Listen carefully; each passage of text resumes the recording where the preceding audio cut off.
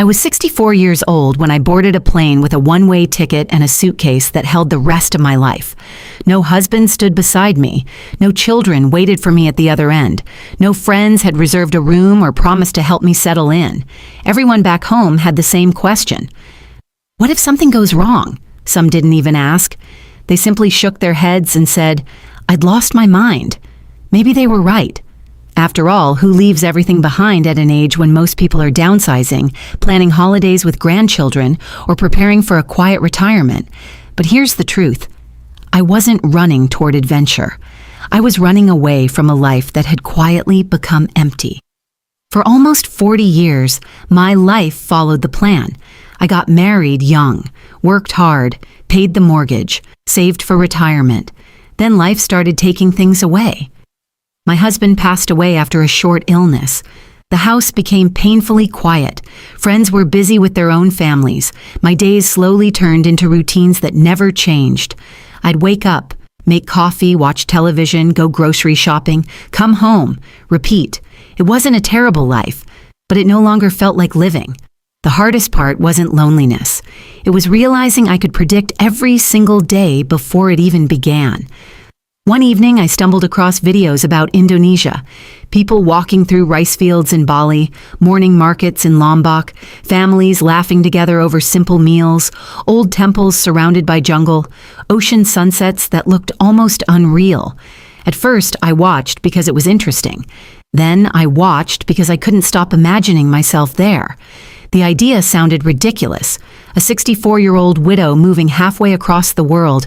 Everyone warned me. The healthcare, the language, the scams, the loneliness. You're too old to start over. Maybe.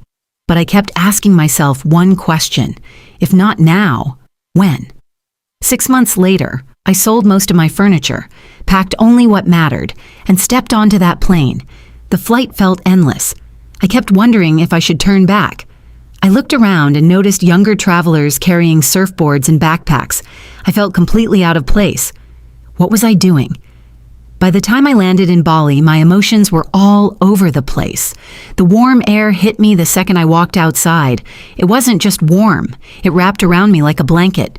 Scooters buzzed in every direction. People smiled constantly. The streets seemed both chaotic and strangely peaceful.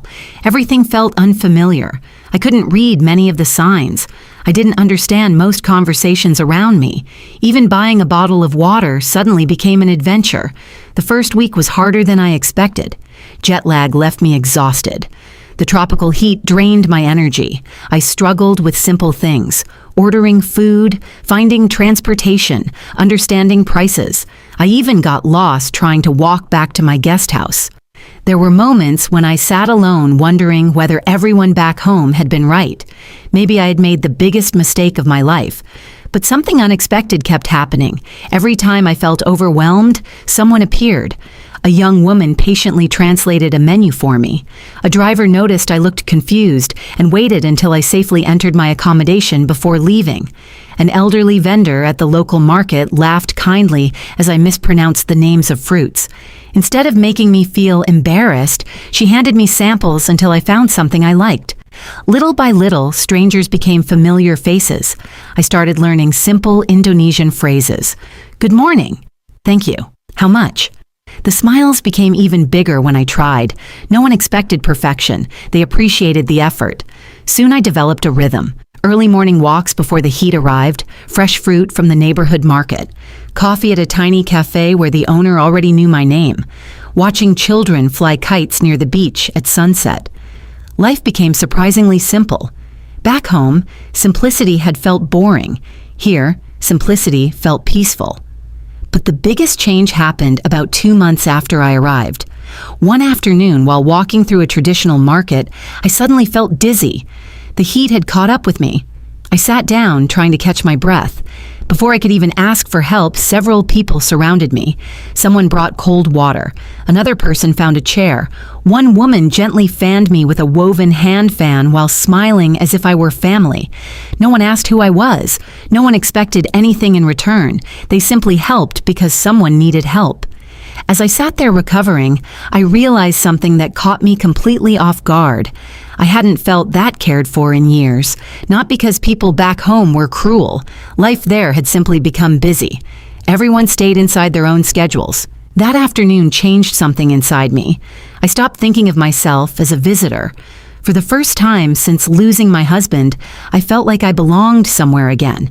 Not because Indonesia erased my grief. Nothing can do that. But it gave me space to build a new chapter instead of rereading the old one. Today, my life looks very different. I still miss my husband. I still miss familiar faces.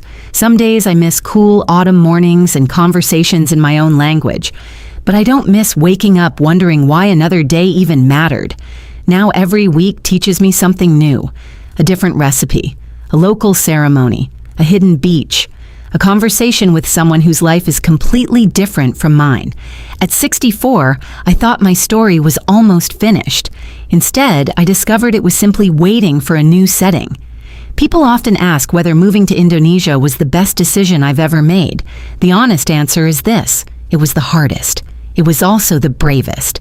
And sometimes, those become the very same decision. Growing older doesn't mean life stops offering new beginnings. Sometimes it simply asks whether we're still willing to say yes. I came here alone.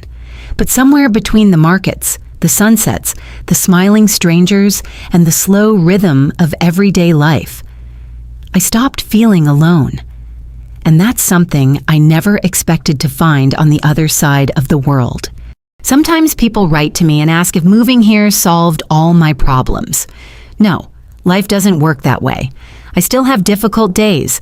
There are mornings when I miss hearing familiar accents. There are holidays when I wish I could hug my family.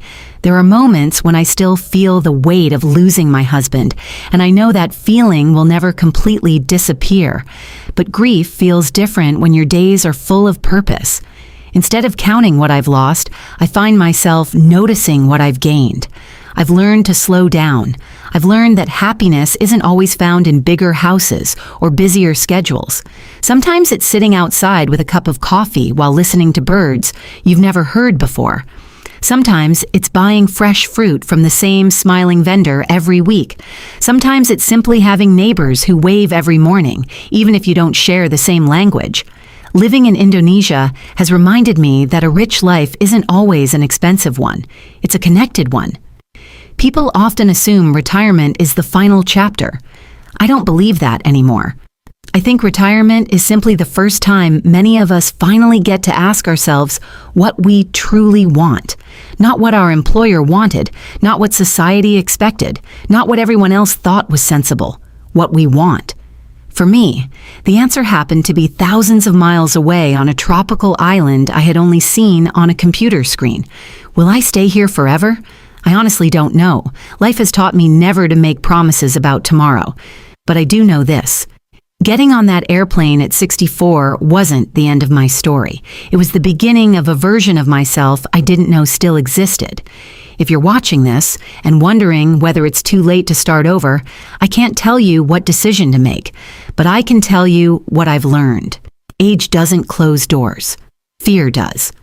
And sometimes, the greatest adventure of your life begins the moment you stop listening to everyone who says you're too old to have one. Thank you for listening to my story. If it encourages even one person to believe that life can begin again at any age, then every mile I traveled was worth it.